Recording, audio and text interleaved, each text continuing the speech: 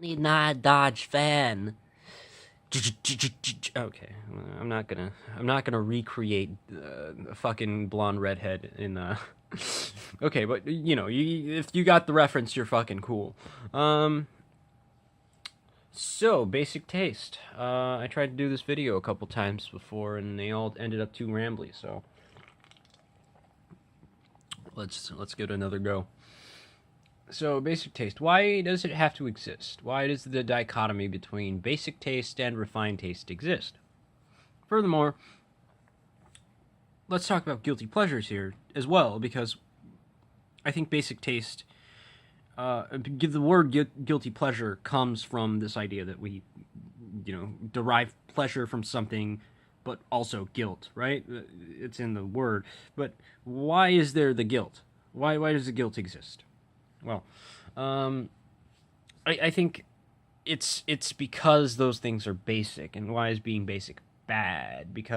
And I think a lot of people would automatically say that it's too conformist, or it's too, it doesn't have any sort of profound, enlightening, cathartic moment in experiencing something like that. It isn't, something basic doesn't have this backing of years of experience in that field, and arduous effort to come to this sort of epiphany, I guess. That's very modernist to say. Now modernism is kind of, okay. If modernism is the idea that tastes converge, postmodernism is the concept of tastes diverging. Because modernist effort, what does modernism mean? It means there are golden standards by which we can judge certain things, and those judgments. So it's kind of like this. Everything we do, we have to put in effort. And once we put in enough effort, we will come to an epiphany about this certain thing. If it's music, if we reach a certain skill level, we'll have a magical epiphany, and we'll reach nirvana or some shit. That's just what modernism is. So all tastes converge because the more experience we have honing our tastes and establishing the validity of our opinions, they would homogenize. But here comes postmodernism, and basically says, well, there's no inherent value in any sort of medium. What is a medium? Okay, it's something that conveys information for us. Well, so everything is a medium, basically. Language is a medium. The flavor text on a baseball card is a medium. Beethoven's Fifth is a medium. A song is a medium. Whatever. A fucking duck is a medium if you want it to be. But all these things have no objective value, and every sort of value we assign to it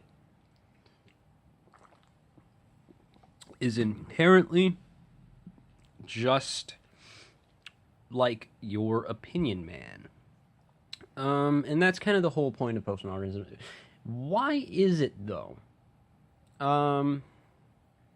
This is kind of complicated even for me, but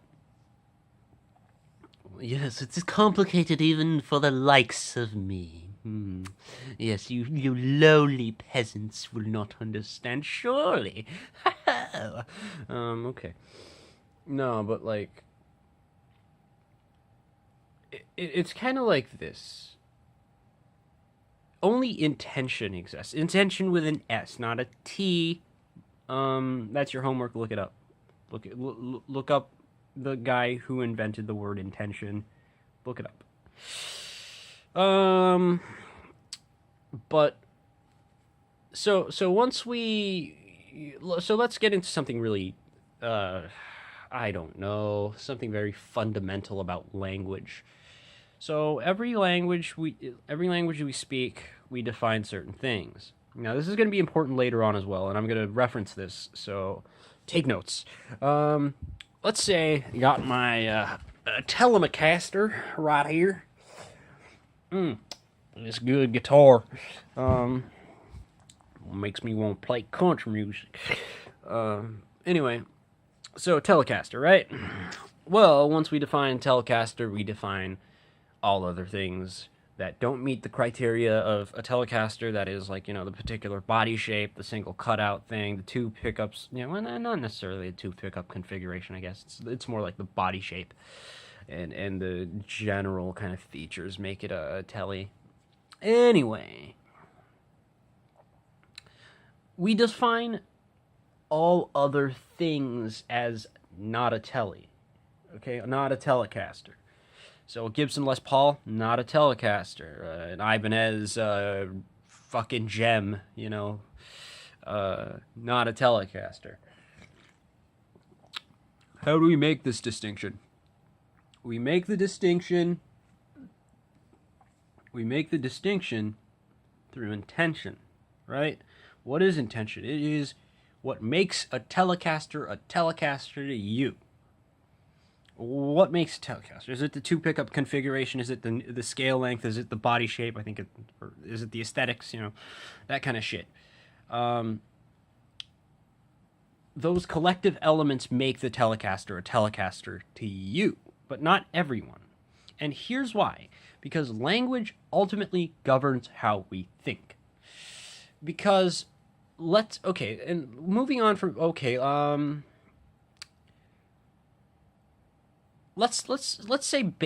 about basses, okay? In English, we call the bass the bass. We also call it a bass guitar.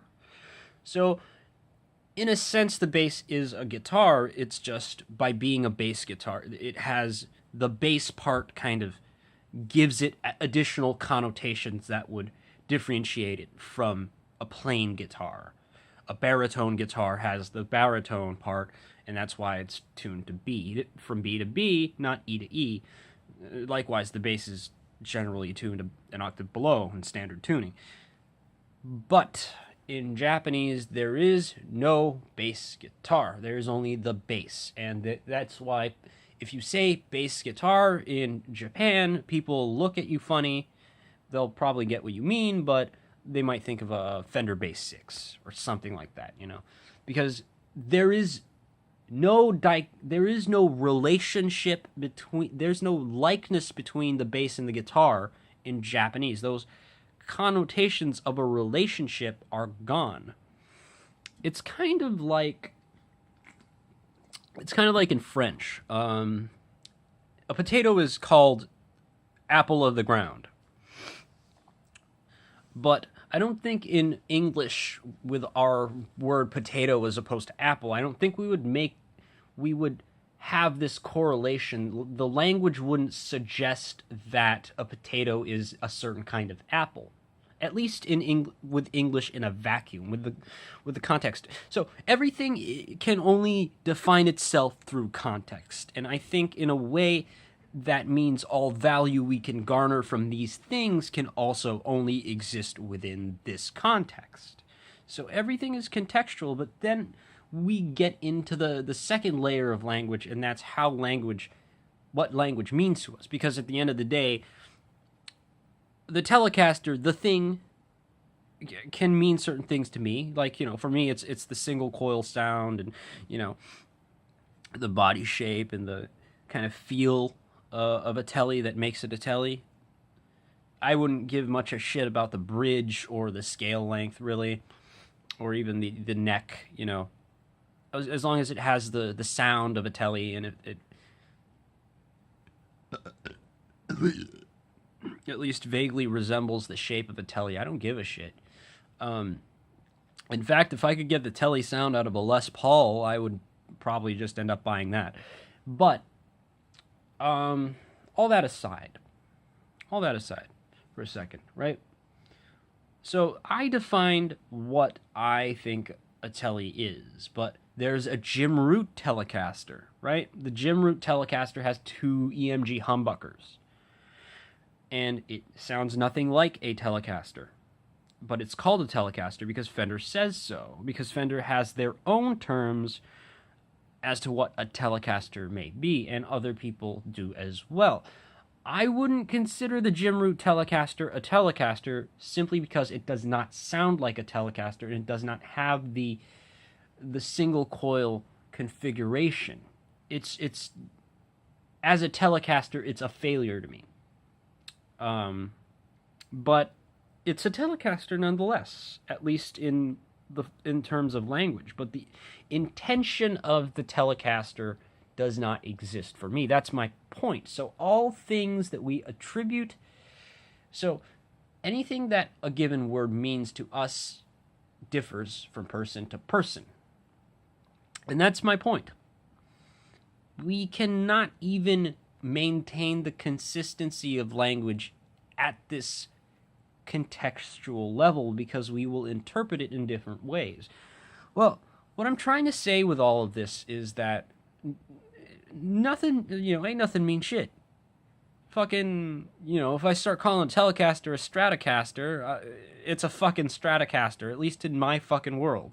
It would be kind of weird and people would look at me funny, but I could do it, technically, So what I'm trying to get at here is, if all things we assign to a given thing, if all these things are arbitrary, if they're defined only by our personal take on them, then isn't it also true that the value we assign to these things are deeply personal and completely not completely arbitrary, but they are arbitrary nonetheless. So objective value, not a thing. That's kind of my point. So with that out of the way, so that's kind of the point of postmodernism is everything by default is in a state of equal value. Nothing means more than anything else by default. The only thing that differentiates them is us. And I think objectivity is just a collection of our views in this contextual world that doesn't really exist. There's the illusion that it exists, doesn't really exist. That's kind of a bit radical, maybe, but I want to get into the idea that now that we've defined this kind of like structure of language and whatever, let's get into the dichotomy of good taste and basic taste, right? This taste refinement thing, it's deeply modernist, as we've talked about. Well, so we are in a society where self-expression has been celebrated more than any other time in our lives. We have the internet, we have social media, we can define ourselves however the fuck we want.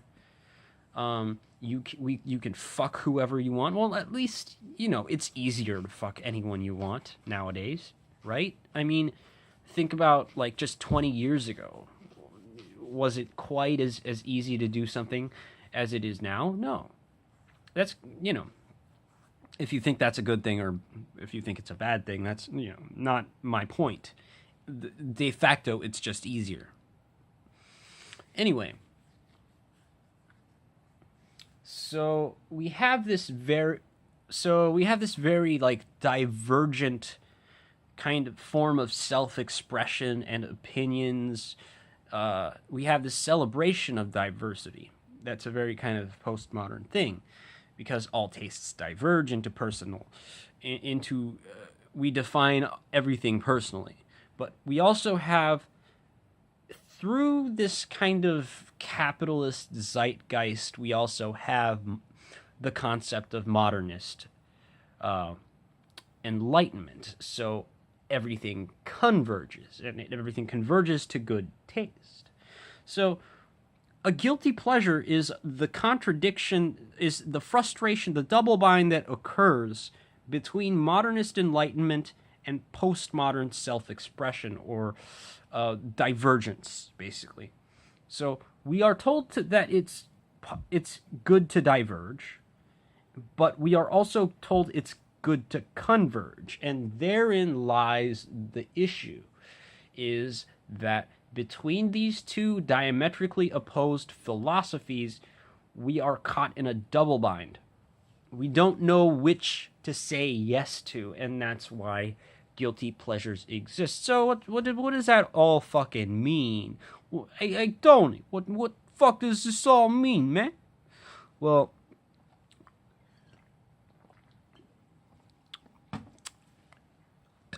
as a filthy postmodernist, at least in the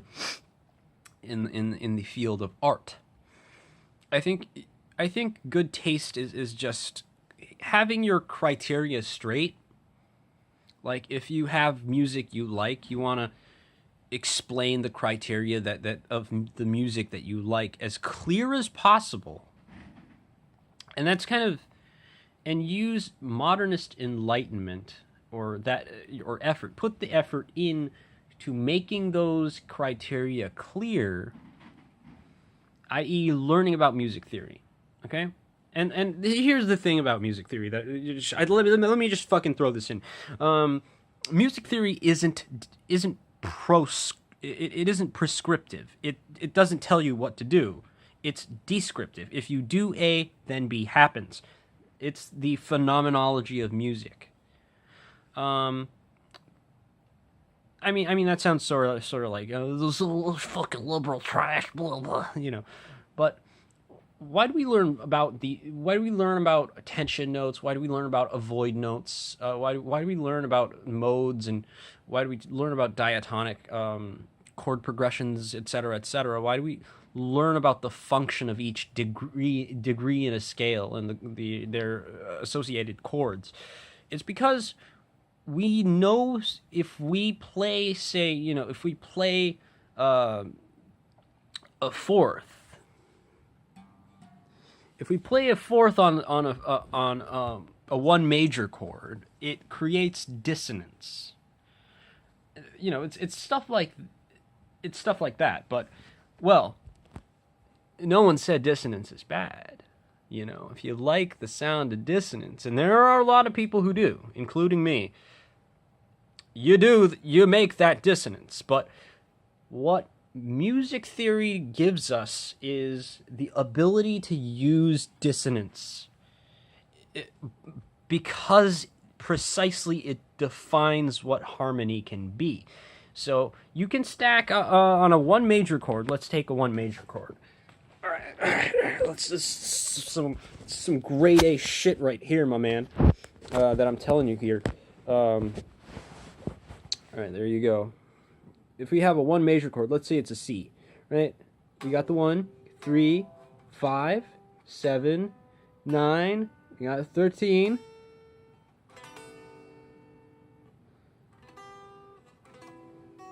You have an 11th,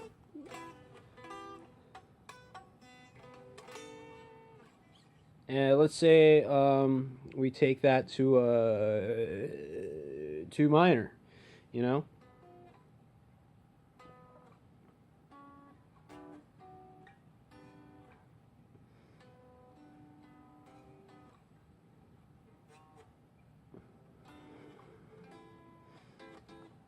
Alright, okay, I fucked up. Okay, it's a D minor.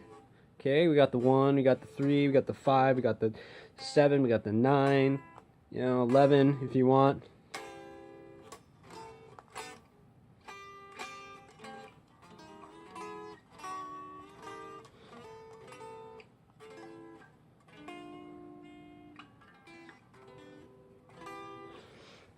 Oh, sorry.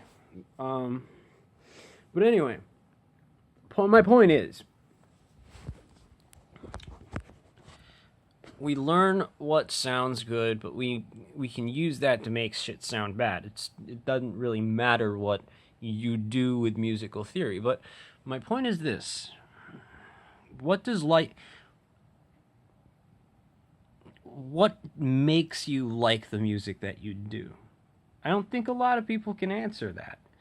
And without knowing what you like, think I don't think it's really possible to explain what you do like. And it's kind of the contradiction inside of modernist effort is, or I guess it's kind of like in order to get past the point of trying to say things converge and we have to and saying things diverge to any extent, both these ideas require you to know what you're trying to say. That is to say, what metric are you judging this media or this medium with? If we're talking about music, what does a banger mean? If you're like a super basic person, so you're the person who unironically says shit like banger, you know, then what is a fucking banger? You know, what is it a chord progression? Is it the sound? Is it the textural element? What is it? If you like prog, you know, cheap alternative swill. I know fucking faggots like that too. What does that fucking mean? Fuck does that mean?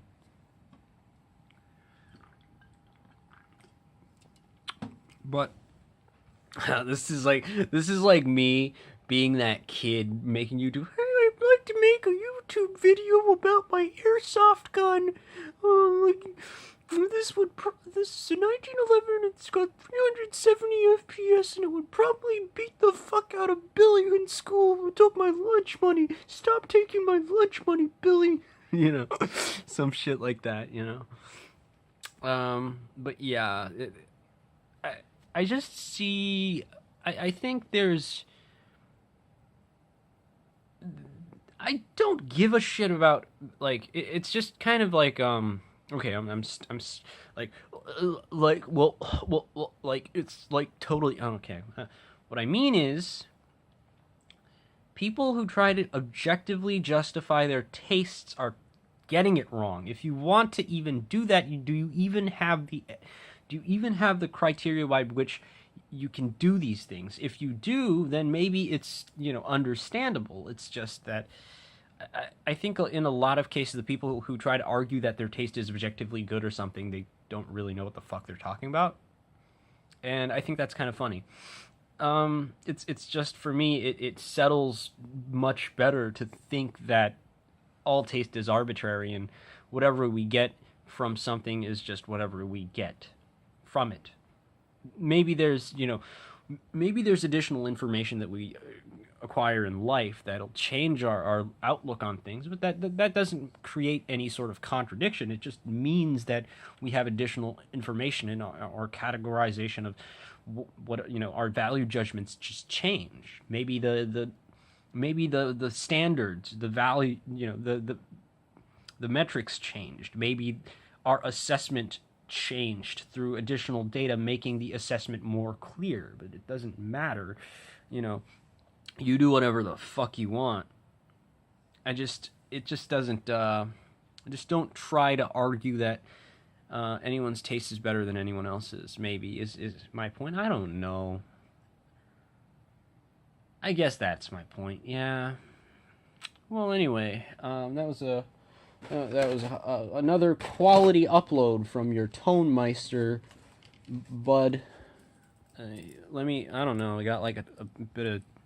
We're running long enough, so you know. What's a couple more minutes of fucking around, right? This is my Ballycomb. I found it a couple, I guess 2 weeks ago or some such, you know, whatever.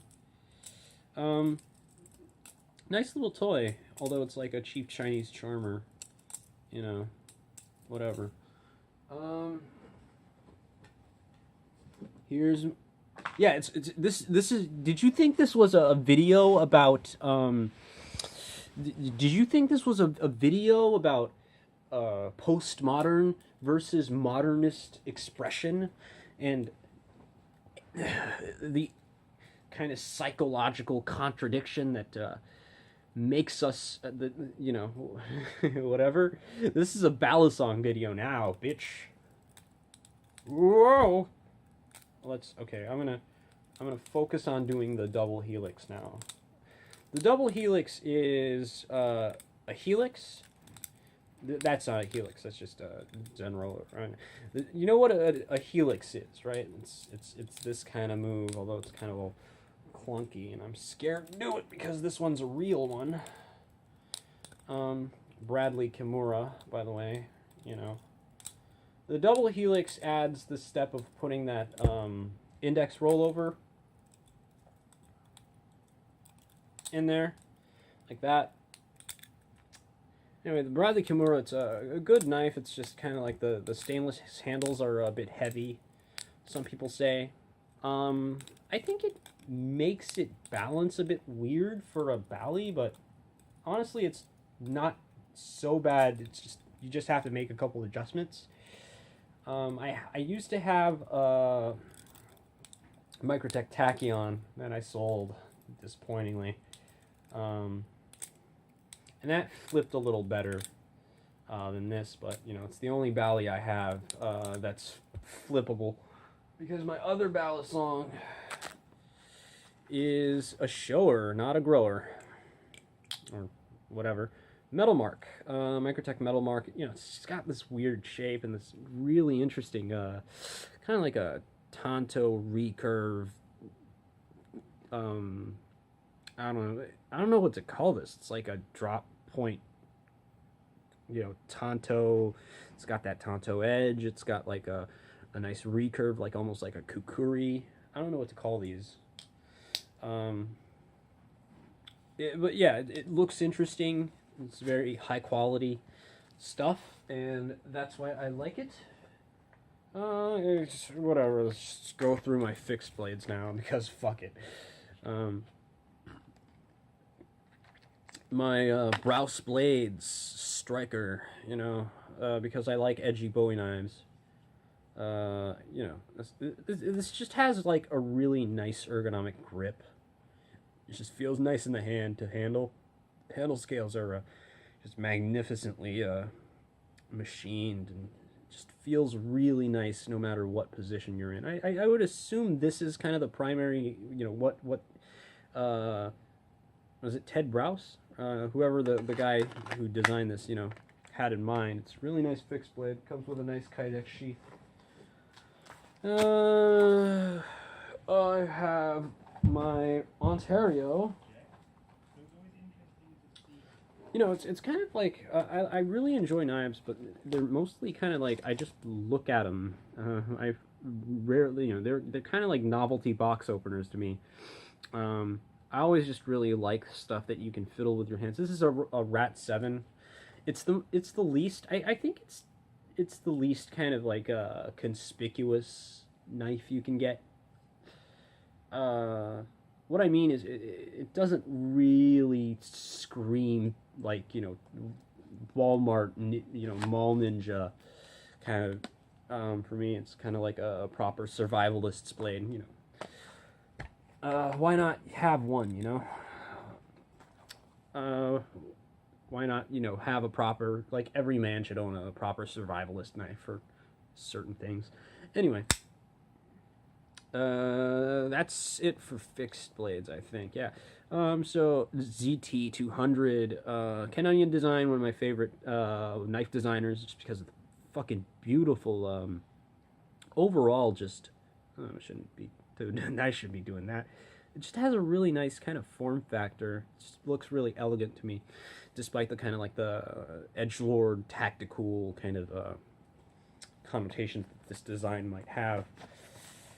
So that's pretty nice. Let's see if I can find my other blades. Well,